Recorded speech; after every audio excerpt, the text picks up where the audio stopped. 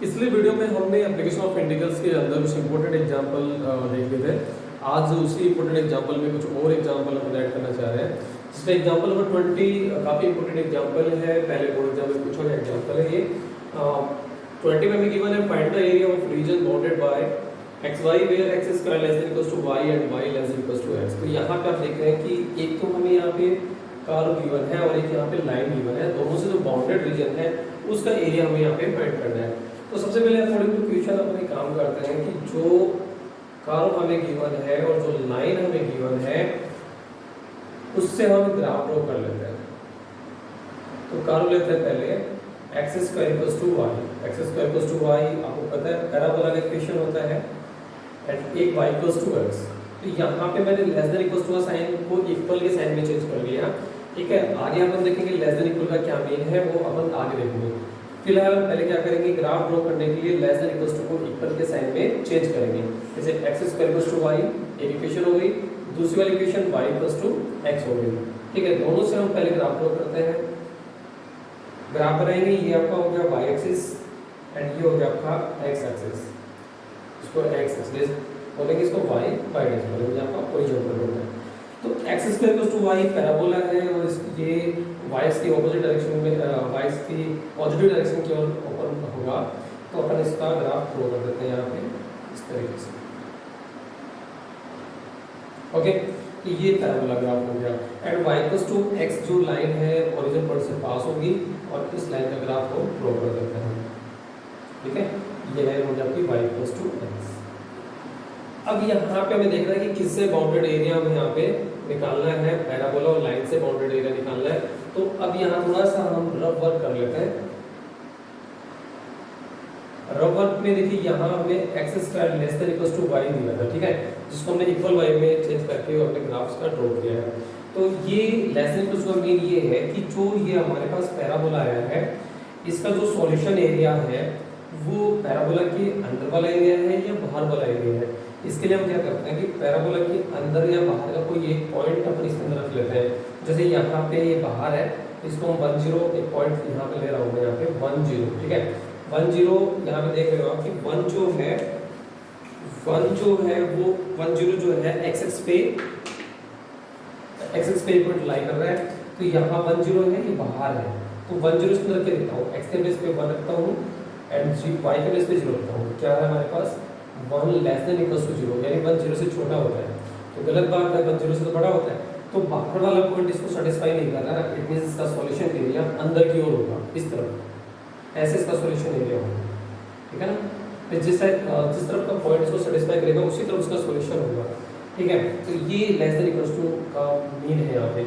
अब ऐसे ही हम लाइन वाला चेक कर लेते हैं कि जो लाइन का इक्वेशन हमने रखा है y less than equals to x जो दिया है, इसको चेक कर लेते हैं कि इसका सॉल्यूशन एरिया एक्सेस की तरफ है या वाई एक्सेस की तरफ है, ठीक है, नीचे की ओर है या ऊपर की ओर है, इसको चेक कर लेते हैं। इसके लिए इसमें भी हम 10 पॉइंट पुट कर देख लेते हैं। 10 यहाँ वाला पॉइंट है, 10 एक्सेस के ऊपर है, तो 10 क्या लिखते हैं, तो एक्स के प्लेस पे 1 लेना है और वाई के प्लेस पे 0, तो 0 less than equals to x 1, sorry, ठीक है ना। यहाँ पे वाई के प्लेस पे 0 एंड एक्स के प्लेस पे 1 लेंगे, तो 0 1 से छोटा होता है, तो ये तो सही बात है। तो 0 1 से छोटा होता है तो इस लाइन का जो सॉल्यूशन है वो एक्सेस की ओर होगा, इस तरफ होगा, ठीक है ना। तो इस साइड का पॉइंट जो सेटिस्फाई कर रहा है तो नीचे की ओर इसका सॉल्यूशन होगा। तो इस तरीके से दोनों से जो बाउंडेड रीजन है वो आपको दिखाई दे रहा होगा, जिसमें यहाँ पे मैंने एरो बनाया है, ठीक है।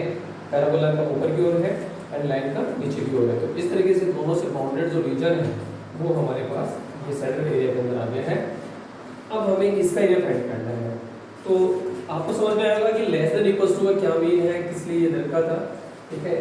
तो ये आप यहाँ पे क्वेश्चन में करके दिखाओ तो दिखा सकते हो, क्वेश्चन में अगर नहीं भी करके दिखाना चाहो तो कोई बात नहीं है, आप इस तरीके से इसको सॉल्व कर सकते हो। अब इसका एरिया निकालने के लिए आप यहाँ से इस पर एक परपेंडिकुलर ड्रॉ करेंगे, ठीक है। रेक्टेंगल यहाँ पे बनाएंगे आप, तो देखो ये जो रेक्टेंगल है वाई डी एक्स जो स्ट्रिप हमने यहाँ बनाई है एंड 0 से यहाँ तक हम लिमिट लेंगे तो हमारे पास इस ट्राइंगल का एरिया आ जाएगा 0 से यहाँ तक और ऊपर से लेंगे तो यहाँ तक, ये ट्राइंगल का एरिया आ जाएगा, जिसके अंदर सेंटर पोर्शन भी है और इम्पीडिंग पोर्शन भी यहाँ पे आ रहा है। तो जो कर्व है आपका पैराबोला जो है, इसके नीचे जो इम्पर्टिंग पोर्शन बना हुआ है, इसको भी हमें यहाँ से माइनस करना पड़ेगा टोटल एरिया में से। तो एक यहाँ पे रेक्टेंगल और लेंगे, और ये पैराबोला से कवर है, तो पैराबोला से कवर ये प्लस पैराबोला के नीचे का जो एरिया है वो हम टोटल एरिया से करेंगे माइनस कर देंगे। अब प्रॉब्लम यहाँ पे ये है कि ये वाला पॉइंट क्या है, तो ये वाला पॉइंट देखिए यहाँ पे लाइन और पैराबोला के इंटरसेक्शन पॉइंट का एक्स कोऑर्डिनेट है। तो हमें इंटरसेक्शन पॉइंट निकालने के लिए पहले पैराबोला और लाइन, यानी जो कर्व और जो लाइन है, दोनों इक्वेशंस को सॉल्व करके हमें इसका इंटरसेक्शन पॉइंट निकालना पड़ेगा। सबसे पहले हम इक्वेशन 1 और 2 को सॉल्व करेंगे।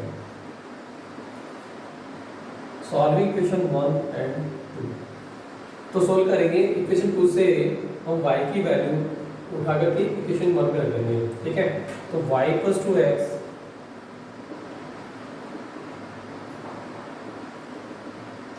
इन इक्वेशन फर्स्ट, तो फर्स्ट में रखते हैं y के प्लेस पे x, तो x² = x हो गया।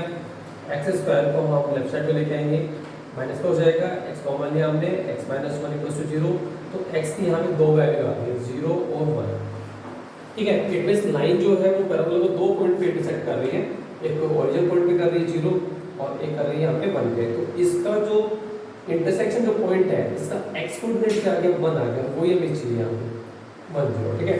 y कोऑर्डिनेट आप निकालना चाहो तो निकाल सकते हैं, ठीक है। x = 1 लेने पे y क्या आएगा, y भी 1 आएगा। तो when x = 1 then from equation, वैसे कोई जरूरी नहीं है, आप निकालना चाहो तो निकालें, जरूरी नहीं है। from equation to y = 1, ठीक है। सो इंटरसेक्शन पॉइंट क्या बन गया हमारे पास, इंटरसेक्शन पॉइंट, ठीक है, intersection point of parabola and line, intersection point बन गया हमारे पास 1 1। तो ये आपका इंटरसेक्शन पॉइंट 1 1 आ गया, ठीक है। तो ये परपेंडिकुलर ड्रॉ करेंगे, x को कहाँ मिलेगा, ये 1 पे मिलेगा। तो इस तरीके से हमारे पास ये इंटरसेक्शन पॉइंट निकालने के बाद में x कोऑर्डिनेट आ गया। अब हम आराम से इसका एरिया फाइंड कर लेंगे। तो y पे द रिक्वायर्ड एरिया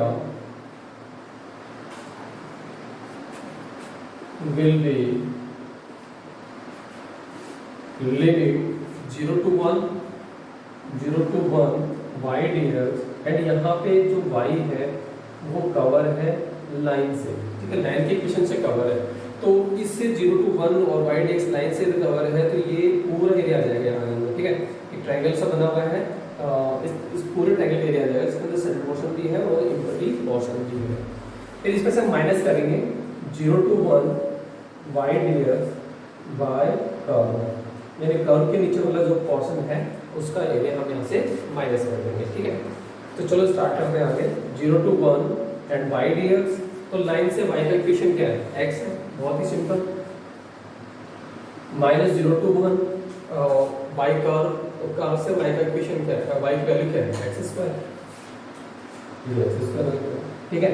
अब इंटीग्रेशन कर दीजिए इसका, x का इंटीग्रेशन हो गया x²/2 limit 0 to 1 and x² का इंटीग्रेशन हो गया x³ एंड लिमिट 0 to 1। तो 1/2 बाहर लिमिट रखेंगे, 1 रखेंगे तो 1 का स्क्वायर 1 -0 और लिमिट रखेंगे यहाँ पे 1/3 बाहर ले लो और यहाँ भी आ जाएगा 1 - 0। तो फाइनली 1/2 - 1/3 आया, ठीक है। 6 एलसीएम हो गया, 2 3 = 6 एंड 3 2 = 6, यानी 1/6 स्क्वायर यूनिट इस बाउंडेड रीजन का एरिया होगा। तो इस तरीके से आप एग्जांपल नंबर 20 को इजीली सॉल्व कर सकते हैं। अब देखते हैं अपन नेक्स्ट एग्जांपल। हम लेते हैं find the area of region bounded bye curve y = x² + 2, line y = x, x = 0 and x = 3। यानी हम एक कर्व और लाइन से बाउंडेड रीजन का एरिया फाइंड करना है। तो सबसे पहले हम कर्व का इक्वेशन लिख लेते हैं। कर्व और लाइन की इक्वेशन हम यहाँ पे लिखते हैं y = x² + 2 और लाइन की इक्वेशन लिख लेते हैं हम। लाइंस में हमें दिया है y = x, सेकंड लाइन हमें दी है x = 0, थर्ड लाइन हमारे पास x = 3, ठीक है। इसमें इक्वेशन 1 देते हैं, इसमें इक्वेशन 2 देते हैं। अब ग्राफ ड्रॉ करते हैं। तो y = x² + 2 का ग्राफ ड्रॉ करते हैं। तो ये यहाँ पे पैराबोला ही है और इसमें समझना कोई अगर y = x² हो तो इसका ग्राफ कुछ इस तरीके से बनता है, ऊपर की बनता है, यानी इसका जो वर्टेक्स पॉइंट है वो हमेशा कहाँ रहता है, y एक्सिस पे रहता है, ठीक है। ऐसे ही ऊपर की ओर बनेगा। तो ये यहाँ पे ऊपर और नीचे खिसक सकता है ऐसे, ठीक है। तो इसमें ये देख रहे हो कि इसका जो वर्टेक्स पॉइंट है वो वाई एक्सिस पे है, वाई एक्सिस पे एक्स कोऑर्डिनेट क्या होता है, 0 होता है। तो एक्स कोऑर्डिनेट 0 होता है, तो इस कंडीशन में इसका भी वर्टेक्स पॉइंट लेंगे, तो इसमें हम एक्स इक्वल्स टू 0 लेंगे, तो वाई इक्वल्स टू कितना आएगा, 2 आएगा। तो जो इसका वर्टेक्स पॉइंट है, वर्टेक्स पॉइंट जो है इसका वो बन गया हमारे पास 0 2, यानी वाई को ये 0 2 पे इंटरसेक्ट करेगा, पहली बात, ठीक है। दूसरा, इनके ग्राफ हम कितना जानते ही हैं, तो सबसे पहले हम इनका ग्राफ ड्रॉ कर लेते हैं, ठीक है। तो ग्राफ ड्रॉ करते हैं, ये हो गया आपका वाई एक्सिस, ये आपका एक्स एक्सिस, वाई एक्स पे पॉइंट लेते हैं 0 2, ये पॉइंट हो गया आपका 0 2, तो यहां से पास होगा ऊपर की ओर इसका ग्राफ बनेगा, कुछ इस तरीके से इसका ग्राफ यहां से बन जाएगा, ठीक है। ऐसे हम इसका ग्राफ बना लेंगे, बन गया। तो ये तो हो गया आपका कर्व का ग्राफ। इसके बाद में हम लाइन के ग्राफ की बात करते हैं। तो लाइन के ग्राफ में देखिए, एक तो आ रहा है y equals to x, origin point से पास हो गया है। तो कुछ बच्चे तो क्या करते हैं कि इसका ग्राफ इस तरीके से बना देते हैं, ये तो बन गया ऊपर की ओर, और फिर y इक्वल्स टू x को यहाँ इसको मिला देते हैं, तो वो गलत हो जाता है। तो ये गलत है। इसमें क्या है, देखिए y इक्वल्स टू x का जो ग्राफ है ये इस कर्व के नीचे से जाएगा, और रीजन क्या है नीचे जाने का, भाई यहाँ पे x की वैल्यू 1 लेते हो तो y की वैल्यू 1 आती है, यानी x की वैल्यू 1 लेते हो तो y की वैल्यू 1 आती है, ठीक है। यहाँ पे x की वैल्यू 1 लेते हो तो y की वैल्यू 2 आती है, यानी x की वैल्यू 1 के ऊपर y की जो वैल्यू है, यहाँ लाइन में जो y की जो वैल्यू है वो पैराबोला में जो वैल्यू है y उससे क्या है, कम आ रही है। जैसे हमने x 2 लिया तो y की वैल्यू 2 लाइन में आ रही है, लाइन में y की वैल्यू क्या आ रही है, 2 आ रही है। और अगर 2 हम कर्व में लेते हैं तो y की वैल्यू यहाँ पे 2 2 4 प्लस 2 6 आ रही है, यानी हर कंडीशन में x की वैल्यू के ऊपर कर्व के अंदर जो y की वैल्यू है वो बड़ी वैल्यू आ रही है, इट मींस उसका ग्राफ हमेशा ऊपर की ओर ऊपर रहेगा ऐसे। तो लाइन जो है वो इसके नीचे से पास हो जाएगी इस तरीके से, ठीक है। तो ये हो गई आपकी line y equals to x। दूसरी x equals to 0, x equals to 0 के बारे में आप जानते हैं, yx का इक्वेशन होता है x इक्वल्स टू 0, जो आपका yx है उसी का इक्वेशन होता है x इक्वल्स टू 0, जो ऑलरेडी पहले से ही ड्रॉ हमने यहाँ पे कर ली, ठीक है। ये x इक्वल्स टू 0 हो गई। थर्ड, x इक्वल्स टू 3, तो ये पैराबोला को जरूर यहाँ पे इंटरसेक्ट करेगी ये लाइन, क्योंकि पैराबोला आगे से ऐसे फैलेगा और ये एक y के पैरेलल एक लाइन आएगी जो x के पॉइंट 30 से पास होगी, तो ये इसको जरूर इंटरसेक्ट करेगी। अब इन सबसे बाउंडेड रीजन जिस एरिया के कर्व की बाउंड्री लगी हुई है, line y equals to x की बाउंड्री लगी हुई है, x इक्वल्स टू 0 की बाउंड्री लगी हुई है, x इक्वल्स टू 3 की बाउंड्री लगी हुई है, वो रीजन कौन सा है, वो ये रीजन है, देखो, ठीक है, ये वाला है जिसमें ये कर्व आ गया, ये आपका y इक्वल्स टू x आ गया, x इक्वल्स टू 0 आ गया, ये x इक्वल्स टू 3 आ गया, ठीक है। तो ये इसका एरिया हमें निकालना है, तो यहाँ से हम एक परपेंडिकुलर ड्रॉ कर लेंगे। तो ये जो ड्रॉ किया हमने ये हो गया आपका y dx, और इसमें लिमिट हम 0 से 3 लिमिट लेंगे, तो उस कंडीशन में हमारे पास जो एरिया आएगा, मैं एक बार के लिए यहाँ पे नेम दे देता हूँ 0, ये O A B C D। तो इस y dx से लिमिट 0 से 3 लेंगे तो O A B C D O का एरिया आएगा, जिसमें सेंट्रल पोर्शन और इम्पल्टिव पोर्शन दोनों का एरिया इंक्लूड है। अब हम इस लाइन के नीचे वाला एरिया इसमें माइनस कर देंगे, तो ये y हो गया, ये क्या हो गया dx, y लाइन से कवर है और लिमिट 0 से 3 इसमें से क्या कर देंगे, माइनस कर देंगे, ठीक है। तो करते हैं फटाफट सोल्व इसको आगे। तो बाय फिर द रिक्वायर्ड एरिया